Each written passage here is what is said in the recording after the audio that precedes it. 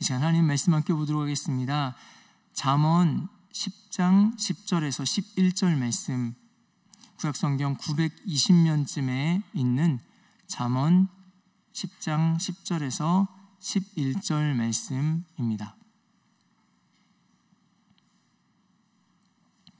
잠언 10장 10절에서 11절 말씀을 함께 맞추어서 한 목소리로 말씀 보도록 하겠습니다. 눈짓하는 자는 근심을 끼치고 입이 미련한 자는 멸망하느니라. 의인의 입은 생명의 샘이라도 악인의 입은 독을 머금었느니라. 아멘. 우리는 앞서 10절 전반부 말씀을 월요일에 함께 나눌 때 눈짓하는 자에 대한 말씀을 나눴습니다. 눈짓하는 자는 어떤 자인가? 떳떳하지 못하게 속이고 기만하는 그러한 소통을 하는 자를 눈짓하는 자라고 했습니다. 눈짓하는 자는 다른 이들을 배려하지 않고 소통하는 그런 자를 눈짓하는 자라고 했습니다. 그래서 그렇게 소통하는 자는 근심을 끼친다고 했습니다. 다른 사람들을 아프게 하고 우리 하나님의 마음을 아프시게 한다라고 우리 함께 말씀을 나눴습니다.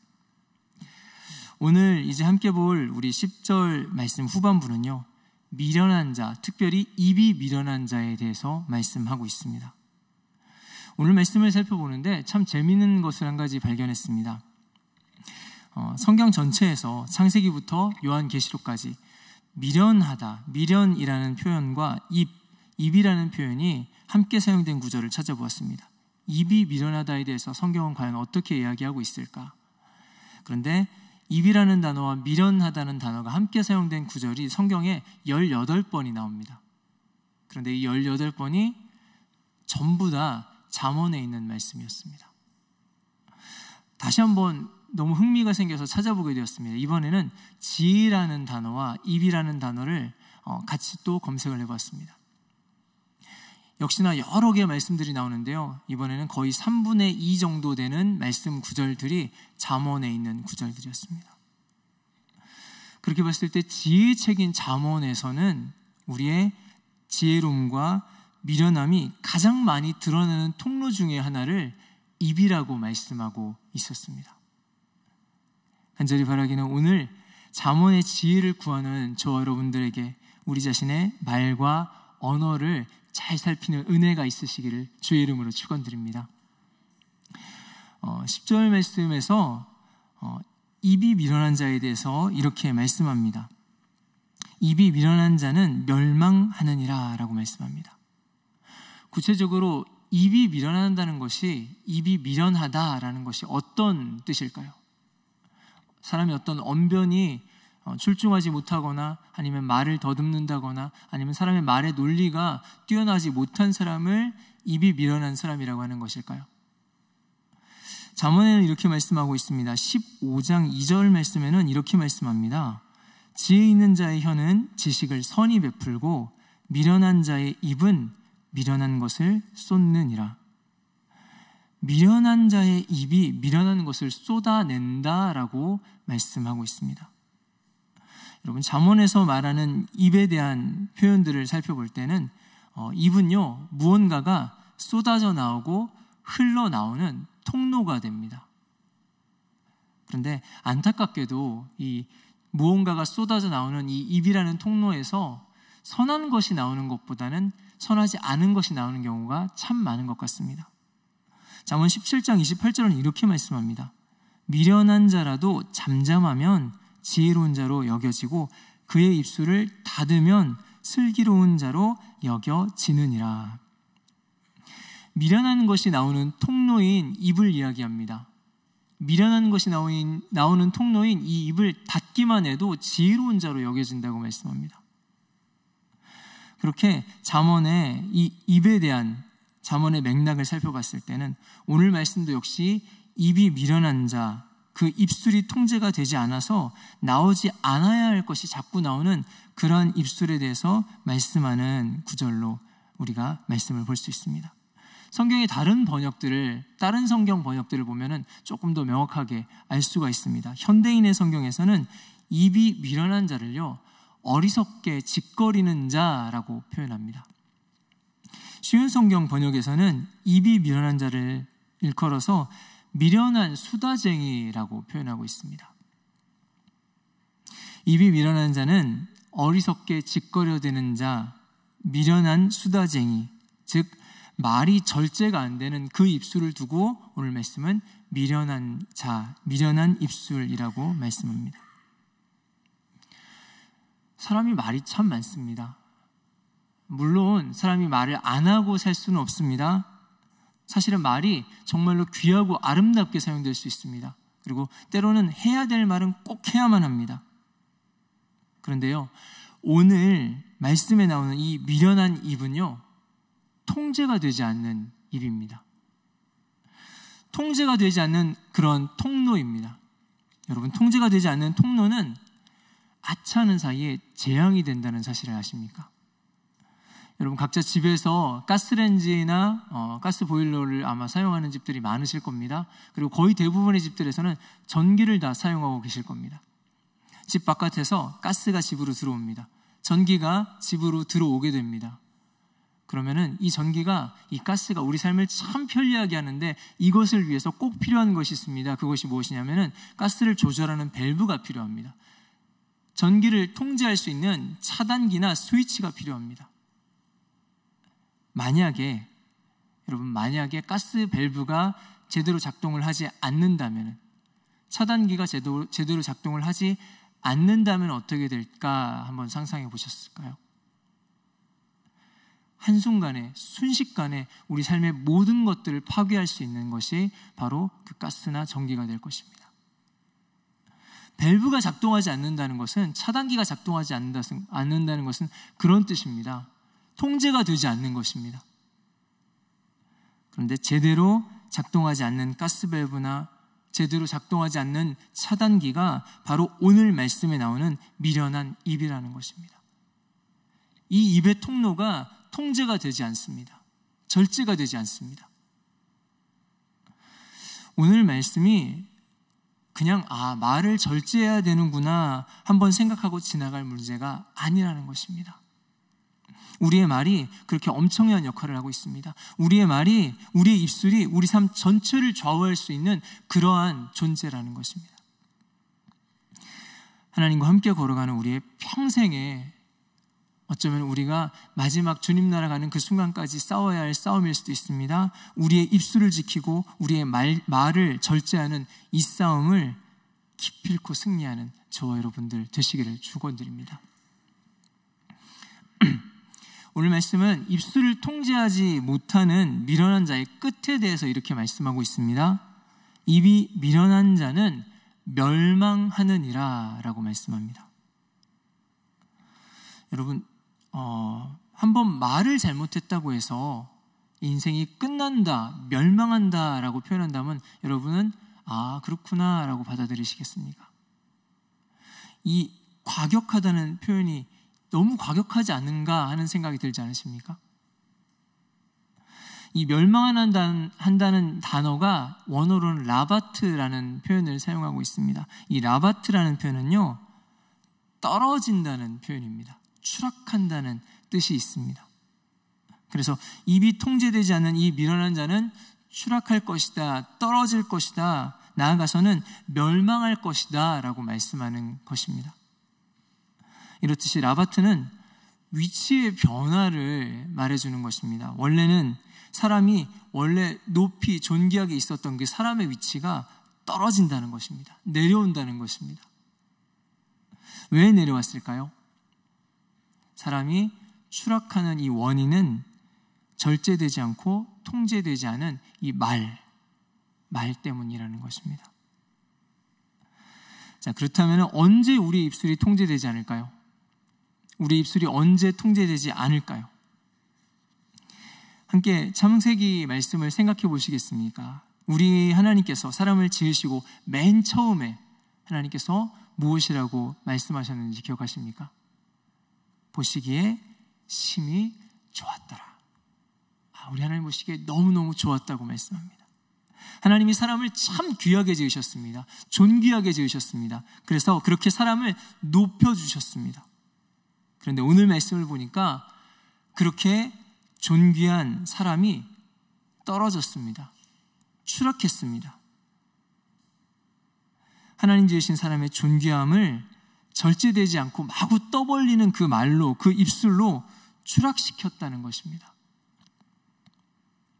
하나님께서 사람을 애초에 참 귀하게 지으셨기 때문에 사람들은 어쩌면 너무나 자연스럽게 높아지고 싶어하고 귀한 존재가 되고 싶어하는 그런 마음들을 가지고 있습니다. 그래서 어떤 사람은 말로 자신을 드러내고자 합니다. 내가 이렇게 했어. 내가 이런 사람이야. 내가 이런 것들을 경험한 사람이야. 그리고 또한 어떤 사람들은 말로 다른 사람을 깎아내립니다. 그 사람이 그렇게 했다고? 뭐 그냥 그건 그 정도겠지. 그 사람이 얘기하는 것은 그 정도 수준이겠지. 라고 말하면서 은근히 자신을 높입니다. 그러나 오늘 성경 말씀은 그렇게 말을 많이 하는 것이 결코 자신을 높이지 못한다라고 말씀합니다. 그렇게 입이 미련한 자는 라바트, 즉 떨어진다고 말씀합니다. 추락한다고 말씀합니다. 남의 말을 많이 하는 사람을 볼 때 여러분 그런 경우를 보셨습니까? 남의 말을 정말 많이 하는 사람인데 그 사람의 좋은 점, 장점, 귀한 점을 끊임없이 열정적으로 계속해서 얘기해주는 그렇게 남의 말 많이 하는 사람 혹시 여러분 보셨습니까? 흔치 않습니다. 거의 없습니다. 보통 남의 말을 많이 하는 사람들, 혹시 우리가 남의 말을 하고 있을 때 그 마음속을 깊숙이 들여다본다면은 누군가를 비하하거나 낮추어서 나를 높이려고 하는 마음이 그 깊숙한 어딘가에 숨어 있는 것을 보게 됩니다. 내 말을 할 때도 나를 조금이라도 높이려고 무언가를 조금 더 있는 것처럼 표현하고 그렇게 하고 싶어하는 자신을 발견하게 됩니다. 저도 그렇습니다. 굳이 의도하지는 않습니다. 그렇게 생각하고 그렇게 말하려고 준비하지는 않습니다. 그런데 말을 하다 보면요, 나도 모르게 순간순간 나를 조금 더 드러내고자 사용하는 그 단어를 조금씩 바꾸는 저를 보게 됩니다. 깜짝 놀랍니다. 여러분, 우리를 높이시는 분은 오직 우리 하나님이셔야 할 줄 믿습니다. 높이 올라가고 싶어하는 이 사람의 마음이 선을 넘어서 벌어졌던 그런 사건이 있습니다. 바로 창세기의 선악과 사건입니다. 나도 선악과를 먹고서 하나님처럼 선악을 판단해야 되겠다. 나도 그렇게 높아져 봐야 되겠다라고 생각하고 아담이 선악과를 먹게 됩니다. 아담과 하와가 단지 불순종했다는 그런 이야기가 아닙니다. 사실은 그 이상의 이야기입니다. 스스로 자기가 높아지려고 하는 이 사람의 어리석은 모습 때문에 사람과 하나님과의 관계가 깨어져 버리고 맙니다. 그런데 이 선악과 사건의 결과는 사람의 타락입니다. 사람이 그 존귀하게 지으신 하나님이 지으신 그 형상에서, 그 존귀한 자리에서 사람이 떨어집니다. 라바트, 타락하고 추락합니다. 스스로 자신을 높이려는 사람은 미련한 자라고 그래서 오늘 말씀은 이야기합니다. 자신을 높이려고 여러 가지 말들을 쏟아내지만은 자기가 무슨 말을 하는지 자기 스스로도 잘 알지 못할 때가 많습니다. 그렇게 깨닫지 못한 채 고장난 밸브처럼 말을 쏟아내고 또 쏟아냅니다. 자기가 높아지고 싶은 마음에 오히려 그 말 때문에 자신이 떨어지고 추락하는지도 모르고 말을 쏟아내고 또 쏟아낸다는 것입니다. 입술이 통제가 되지를 않습니다. 이것이 바로 입이 미련한 자입니다. 간절히 바라기는 우리 입술과 우리의 말을 잘 절제하고 통제하는 은혜가 우리 가운데 임하시기를 주의 이름으로 축원드립니다. 우리 입술을 잘 지켜서 하나님 주시는 이 존귀함을 잘 지켜내시는 저와 여러분들 되시기를 축원드립니다. 이제 11절 말씀에서는 의인과 악인에 대해서 말씀하고 있습니다. 그런데 의인과 악인을 나누는 기준이 있습니다. 바로 그것은 우리의 말입니다. 우리의 말로 의인과 악인을 나누고 있습니다. 11절 이렇게 말씀합니다. 의인의 입은 생명의 샘이라도 악인의 입은 독을 머금었느니라. 여러분, 악하게 행동하는 사람, 악하게 행하는 자가 악인이다라는 것은 아마 여러분 다 동감하실 것입니다. 그런데 성경은 거기서 한 걸음 더 나아가서 악한 말을 하는 자 역시 악인이다라고 말씀하고 있습니다.